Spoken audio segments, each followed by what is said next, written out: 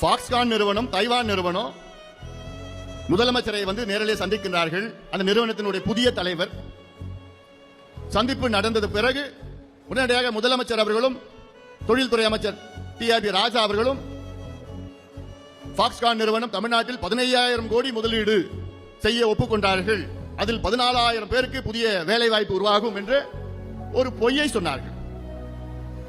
இந்த செய்தி ட்விட்டர் மூலமாக வெளிவந்தது. அரை மணி நேரத்திற்குள் ஃபாக்ஸ்கான் நிறுவனம் அதை மறுத்தார்கள். அரை மணி நேரத்தில் மறுத்து விட்டார்கள். என்னன்னு, நாங்க அப்படியெல்லாம் எந்த வாக்குறுதியும் கொடுக்கல, எந்த கையெழுத்தும் போடல என்று ஃபாக்ஸ்கான் நிறுவனமே மறுத்தார்கள். இதைத்தான் நான் சொன்னேன். ஏன் பொய் சொல்றீங்க முதலமைச்சர் அவர்களே, TRP ராஜா அவர்களே, ஏன் பொய் சொல்றீங்க? ஃபாக்ஸ்கான் நிறுவனத்துடைய தலைவரே அதை மறுத்திருக்கின்றார். நாங்க 15,000 கோடி முதலீடு நாங்க சொல்லவே இல்லை, கையெழுத்தும் போடல, புரிந்துணர்வு ஒப்பந்தமும் நாங்க போடலன்னு அவரே சொல்றாரு. பிறகு எந்த அடிப்படையிலே நீங்க பொய்ய சொல்றீங்கன்னு கேட்டேன். பதில் சொல்ல முடியாத TRP ராசா அவர்கள்